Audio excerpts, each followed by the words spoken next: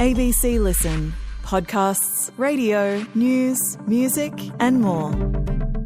I feel a bit angry about the situation. I'm like, I don't get how it can even get to that point, but just from a player's point of view, like, we just hope Ellie's all good. I'm going to say it, there's going to be fallout over this. Like, there's going to be some heads that'll roll because I do not know how Eli Katoa was actually even allowed to take the field. That is former Kiwi Rugby League international Sean Johnson speaking about Eli Katoa. The reason Sean is angry? Well, the Tongan star needed surgery to ease pressure on his brain after a series of head knocks in the Pacific Champions clash between the two nations. The vision of Katoa being treated after the third instance, there's no way of sugarcoating it. It was downright confronting, and it has rattled many within the sport. The question everyone seems to be asking is how we got to that point, and the NRL is investigating. The case has raised new questions around an old problem. I'm Patrick Stack. This is ABC Sport Daily. Jack Snape is a senior reporter with The Guardian. He's covered this story pretty extensively. Jack, you're actually based in Melbourne. You know Eli Katoa reasonably well. Tell us about him as a person, as a player. Who is Eli Katoa? Eli Katoa, brilliant back rower for the Storm. He's possibly been the best player for the Melbourne Storm in the past two seasons, and they've made the grand final both years. Right for Munster, floats it to the right edge for Hughes, grabber for the in-goal area, Eli Katoa wins the race! Blitz the ball and the Storm score their second try to go to the lead, and that right edge domination of Eli Katoa comes all the way to grand final day. Why should today be any different, Louis? And he's known as a fearless competitor on the field, incredible challenger for aerial balls, and just an all-round great player and a beautiful individual. He's an excellent story. He grew up in a small town in Tonga, has come over respectful, hugely loved at the club, and indeed from everyone connected to him. Try to Eli Katoa! Try to Tonga! Wow, that's incredible. And where he's found trouble in the last 72 hours or so is playing for Tonga against New Zealand in the Pacific Championships. What happened over the weekend for Eli Katoa? It was a horrid day on Sunday for Katoa. In the warm-up before this match against New Zealand, he was playing for Tonga. He had a clash of heads, or maybe his head meeting the shoulder of his teammate, Lehigh Hopewati, in the warm-up.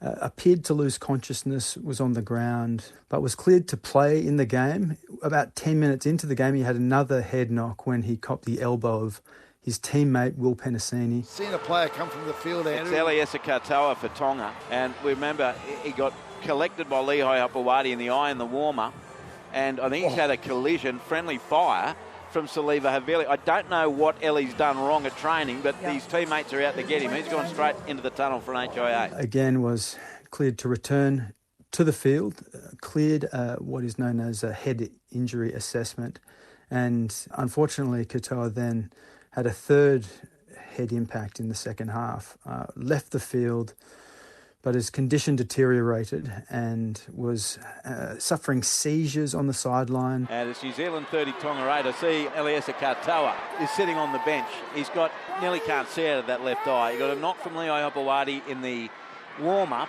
and then friendly fire 9 minutes into the game that resulted in stitches. Good decision by the coach to take him off. Was taken on a Medicab, emergency surgery to prevent some brain bleeding later that night. So just a nightmare scenario for Katoa on Sunday.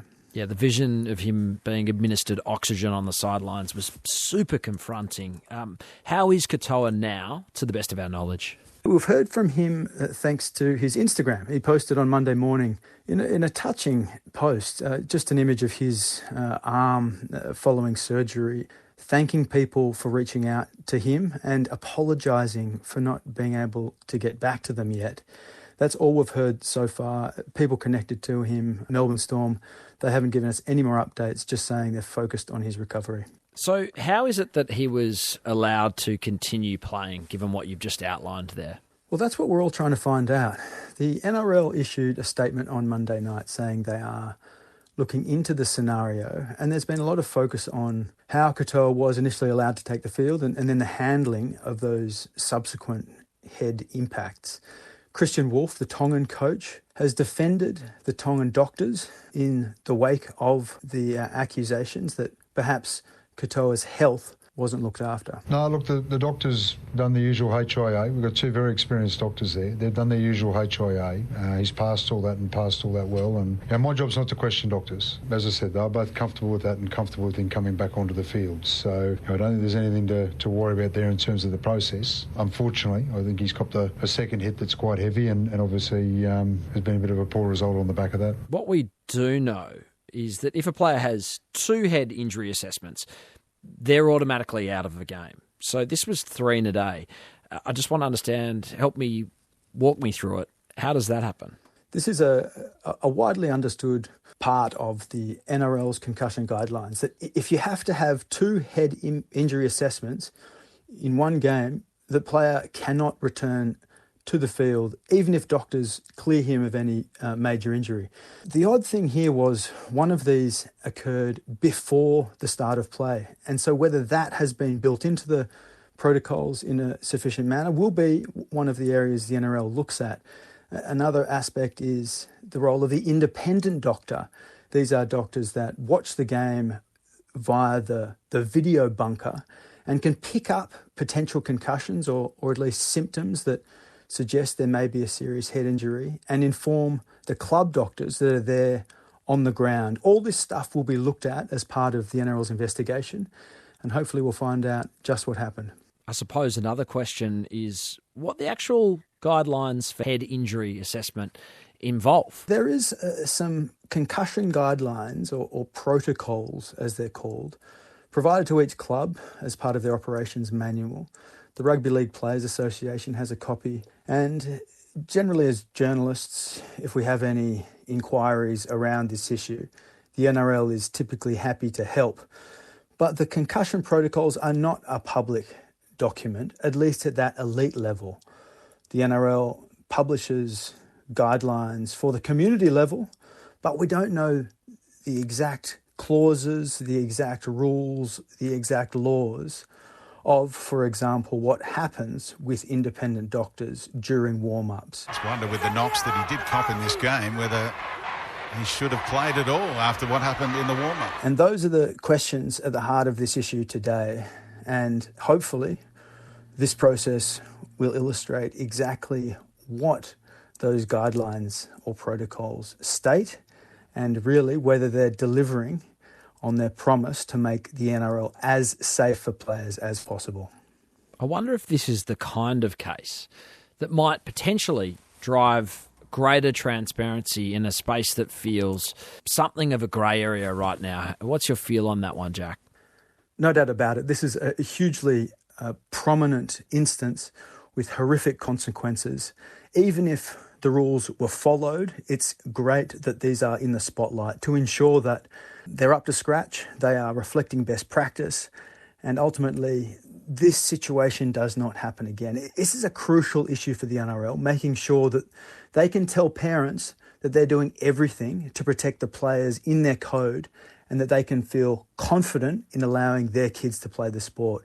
And so how the NRL handles this situation, vitally important for the future of the sport.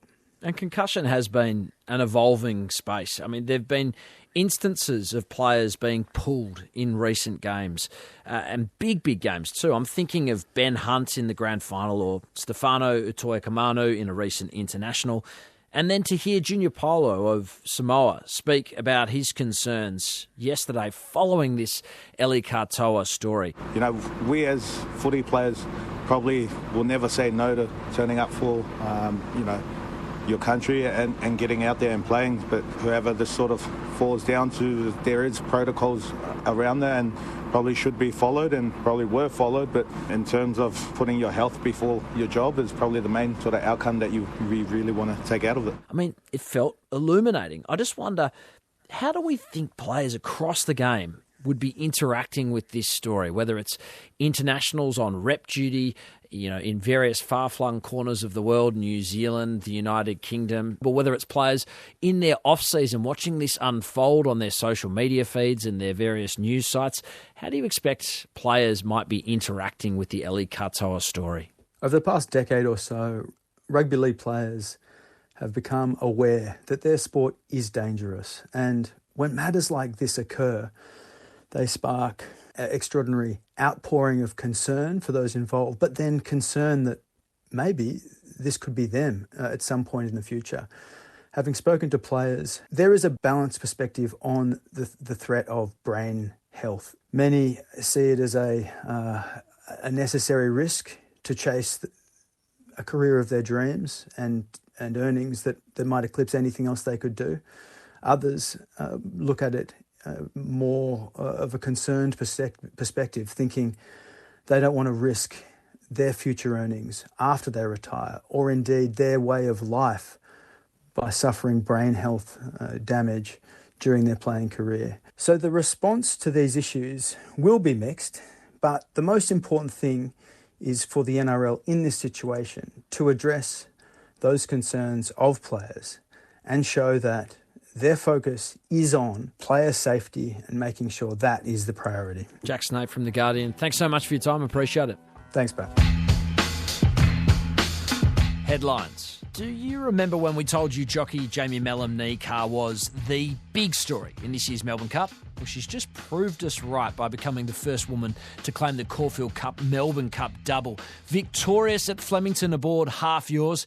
Here's the closing stages of the race. Half Yours takes the lead from Goody Two Shoes, Middle Earth, River of Stars. Half Yours is coming clear for Jamie Carr for the Cups double. Half Yours, the history maker, won the Lexus Melbourne Cup by 3 lengths. Half Yours, the winner. Mellom is the second woman after Michelle Payne to claim the Cup. That happened a decade ago. Take a listen to the reaction from the 29-year-old after this massive victory. What just happened? Oh my God. This is what we do it for. This is why we get up out of bed every morning, 4 a.m, work our asses off for the last 15 years I've been in this industry. It's tough. It's not all glorious and perfect as everyone can see sometimes. I've had an amazing year. Got married, had some really great days on the track, but nothing ever compares to this feeling right now I'm feeling. The father-son training duo of Tony and Calvin McAvoy were understandably jubilant in victory too. Yeah, wow, what a horse. He's just continued to raise the bar. What a joy, what a joy. This is our great race, and it's just so special to win it. Incredible moment. Like, from the days we grew up, Melbourne Cup was everything, and it's been a great race for the McAvoy family. Karen winning it 3 times. My brother Philip owned a horse that ran second in it, and now for me to be able to win it, and for us to be able to win it, it's just amazing. Goody Two Shoes was second from Middle Earth, and River of Stars in 4th. Cricket. And we knew he was back, but Marnus Labuschagne's really labouring the point. He made it 5 centuries in 8 innings, as he made 101 from 111 balls for Queensland in a one-dayer against New South Wales on Monday. 3 of those tons have come in white ball cricket, with the other 2 in Sheffield Shield. Perhaps the only question around his place in the first test is where he might bat, opener or perhaps number 3. We're expecting the squad to be released a little later this week. On the bowling front, Brendan Doggett was brilliant in the Shield over the weekend for South Australia, and he's told media he's going to be ready should the call come for him in the Test series with England. Been waiting for this for a long time, so yeah, I feel like if I do get a call to join that squad, I'll be ready. And then, see what happens.